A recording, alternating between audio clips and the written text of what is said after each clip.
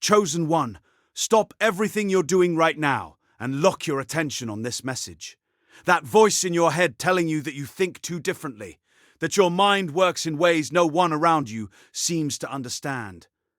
Do not silence it. That voice is not a flaw. That voice is evidence. The enemy has been working overtime against you this week for one reason and one reason only. He knows what happens the moment you fully understand what you are. It all shifts today. The confusion about why you see things others miss. The isolation of carrying a mind that processes the world on a frequency no one else in the room can hear. The exhaustion of dumbing yourself down just to be understood. It ends here. But listen carefully, because this is the part most people never reach. It's not ending because of luck. It's ending because of what you have already done with what you were given. Think back to that moment this week when you saw the answer before anyone else in the room. Maybe you stayed quiet. Maybe you held back the strategy, the solution, the pattern you already decoded, while everyone else was still asking the question. You thought that restraint made you invisible. You thought silence was smallness. You didn't know it then, but that moment was not weakness. That was mastery in motion. That was a mind so far ahead of its environment that even its stillness was a strategy. You did not stumble onto this message. The algorithm did not bring you here. Something far more intentional than code and data did. This is a divine appointment, set into motion long before today, because heaven does not waste the minds it builds. On purpose. Stay until the very last word of this message, because in the next few minutes, I am going to hand you the exact decree that ends the enemy's campaign to make you believe your mind is the problem. I am going to walk you through the moment you unknowingly activated the next level of your assignment. And at the end, I am going to give you the declaration that seals this truth into your identity permanently. Do not click away. Your future self is standing on the other side of this message begging you to stay. Because if you leave now, you walk out before the verdict is read over your life. My name is Zerekiel. I have spent years studying the hidden patterns of spiritual awakening, divine intelligence, and the warfare that targets the minds of chosen ones, specifically because of what those minds carry. More than 10,000 people have used what I teach here to stop apologizing for how they think and start weaponizing it.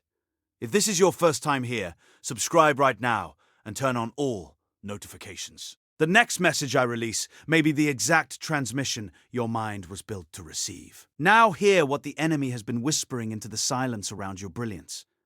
He has been telling you that the reason you feel so alone in your thinking is because something is wrong with you. He has been replaying that moment when you shared your vision and the room went quiet. That moment when your idea was dismissed before it was finished. That moment when the person who doubted you most was someone who should have believed in you first. And he has been using those moments to construct a case against your mind, telling you that your intelligence is arrogance, that your clarity is delusion, that your pattern recognition is paranoia. He has been telling you to shrink, to simplify, to settle for rooms that cannot hold what you carry. But I need you to hear what the scripture actually says about this moment. Proverbs 19 verse 21 says, "Many are the plans in a person's heart, but it is the purpose of the Lord that prevails." Listen to what that promise means for you specifically. The enemy can attack the plan. He can disrupt the timeline, scatter the resources, isolate the mind. But he cannot touch the purpose. He does not have jurisdiction over what God already established before the foundations of the earth were set. Your mind was not an accident. The way you think, the way you connect patterns others cannot see, the way solutions arrive in you before the problem is fully spoken aloud, that was not random. That was engineering. That was heaven building a specific instrument for a specific assignment. And the enemy has spent years trying to convince you the instrument is broken. It is not broken. It is loaded. The heaviness you feel when you are around people who cannot follow your thinking is not pride. It is not isolation. It is not a character flaw that needs to be fixed in therapy. It is the weight of carrying an assignment in a room not yet ready for it. You are not too much. You are not ahead of your time in the way that means you will be forgotten. You are ahead of your time in the way that means the time is coming to you. That moment when you stayed silent, when you held back, when you walked out of the room before the argument could diminish what you already knew to be true. That was not defeat. That was a mastermind protecting the vision until the right moment arrives to release it. You did not lose the weak. You preserved the weapon. What you just heard wasn't entertainment. It was confirmation. And if you're ready to go deeper, the Chosen One's mantle will show you exactly why God separated you before birth, why the attacks came so early, and what He's unlocking in this season, code by code, until you're walking the life He already wrote over you. The link is waiting in the first pinned comment, but not for long. Now let's go further, because the revelation you just received is only the entry point. The real question isn't whether your mind was built on purpose. You already know it was. The real question is why you have spent so many years treating a divine weapon like a personal defect. And the answer to that question lives in a place most people are afraid to look. It lives in the moment the assignment was given before the capacity to carry it fully arrived. Think about that. Heaven does not wait for you to feel ready before it loads you with what you were built to carry. God did not ask Moses if he felt articulate before he placed the liberation of an entire nation on his tongue. He did not ask Jeremiah if he felt old enough, confident enough, seen enough. He said, "Before I formed you in the womb, I knew you. Before you were born, I set you apart." That means the calling came before the comfort. The weight came before the strength had fully developed. And so the gap between who you are and who you have been treated as has never been a mistake. It has been the training ground. But here's where it goes deeper, because the gap itself became a weapon in the enemy's hand. He studied how long you waited in that gap. He studied what you began to believe about yourself while you were in it. And he built an entire architecture of accusation around those beliefs. He didn't attack your destiny directly because he couldn't. So instead, he attacked your perception of yourself in the waiting. He made the delay feel like disqualification. He made the silence around your gifts feel like evidence that those gifts weren't real. And slowly, without realizing it, you began to agree with the case he was building against you. And this is the hidden thing most people never name. The greatest weapon the enemy has ever used against a chosen one is not external opposition. It is internal agreement. The moment you agreed that maybe you were too much, maybe you were wrong, maybe the room was right and you were the problem, that agreement became a ceiling. And no matter how anointed the mind beneath that ceiling, a ceiling is still a ceiling. This is what had to be broken today. Now, once you understand that, you are ready for something that goes even deeper still. Because breaking the agreement is not enough on its own. You have to understand what was underneath the agreement in the first place.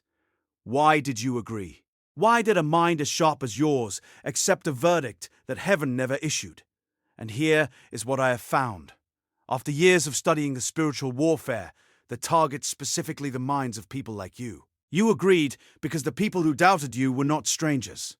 They were close. They were the ones whose voices carried the most weight in your early formation. And there is something the scripture reveals about this particular kind of wound that changes everything when you finally see it. When Jesus returned to Nazareth, to the town that had watched him grow, the people who had known him longest were the ones who were most offended by what he had become. The scripture says he could do no mighty works there, not because the power had left him, but because familiarity had hardened their reception. And the most dangerous thing about familiar rejection is that it doesn't just come from outside of you. Over time, it migrates. It moves from the voices of others into the voice inside of you. And what was once their limitation becomes your expectation. You begin to edit yourself before anyone even asks you to. You begin to shrink in rooms where no one has demanded your smallness. You become your own Nazareth. Stay with me, because what is coming next is the part that breaks the cycle. The way out of that internal Nazareth is not confidence in the conventional sense. It is not affirmation. It is not a mindset shift. Those are surface-level tools for a deep-level wound. The way out is what I call divine re-identification. It is the moment you stop locating your identity in what you have been called and start anchoring it in what you were called to. Paul did not become who he was because he worked through his past. He became who he was because he encountered who God already declared him to be. And that encounter was so overpowering that the old identity simply had no room to survive in its presence. The same encounter is available to you, and it does not require more time.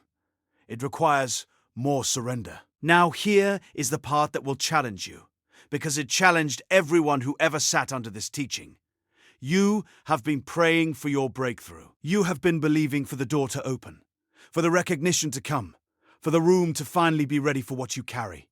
And there is nothing wrong with that prayer. But I want you to examine something beneath it, because sometimes the prayer for breakthrough is secretly a prayer for permission. Permission to finally be who you already are. Permission from the people who once made you feel like too much. Permission from the culture that told you to simplify. Permission from the version of success that looks like what others around you have built. And if that is what your breakthrough prayer has secretly been, then I need to tell you something that may be the most liberating thing you hear today. Heaven does not issue permissions to those who were already authorized before birth. You do not need a room to recognize you before you occupy it. You do not need a crowd to validate the calling before you walk it out. You do not need the people who missed you to finally see you before you move forward. Because waiting for that recognition is not humility. It is delay dressed in spiritual clothing. And the enemy loves it when a chosen one mistakes their delay for their devotion. Coming up is the layer beneath all of this. The thing that once revealed will make every single piece of what you have walked through suddenly make perfect sense. Because the isolation you have felt, the heaviness of carrying something no one around you seemed to understand, the loneliness at the top of a frequency no one else in the room could reach, that was never punishment. That was protection. God separated you not because he was withholding from you, but because he was withholding you. He was keeping the weapon from the environments that would have discharged it prematurely. He was keeping the vision from rooms that would have diluted it before it reached full potency. The wilderness is not where you were abandoned. The wilderness is where you were concentrated. Every prophet who ever moved nations first moved through a season of deliberate, divine isolation. Elijah under the juniper tree.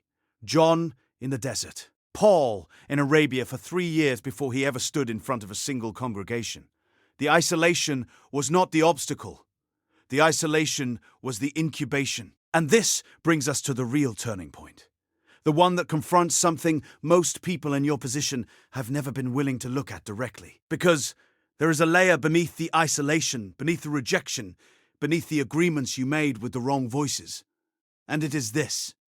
Some of what has kept you small has not been the enemy. Some of it has been you. Not because you are weak, not because you lack faith, but because somewhere along the journey, staying small became safe. And safety, when it hardens into a lifestyle, becomes a prison with no visible bars. Let me be precise about what I mean. There is a version of humility that is genuinely holy, and there is a version of humility that is fear wearing the costume of virtue. Real humility says, I know who I am, and I will serve from that place. False humility says, I will minimize who I am, so no one feels threatened by it. And the reason false humility is so dangerous for someone like you is that it feels righteous. It feels like sacrifice. It feels like you are protecting the people around you from the discomfort of your gifts. But what you are actually doing is withholding from the world what God said the world needs. And that is not humility. That is disobedience wrapped in the language of consideration. Now, here is where everything shifts, and I want you to hold this, because this is the unexpected part. You have been waiting for the moment when your gift would finally feel comfortable enough to release. You have been waiting until you have refined it enough, practiced it enough, prayed over it enough, that releasing it no longer feels like risk. But the nature of a divine gift is that it was never designed to feel safe when you release it. It was designed to feel like stepping off the edge of everything you can see. Because that is the exact moment that faith becomes the bridge. And the bridge is only built forward.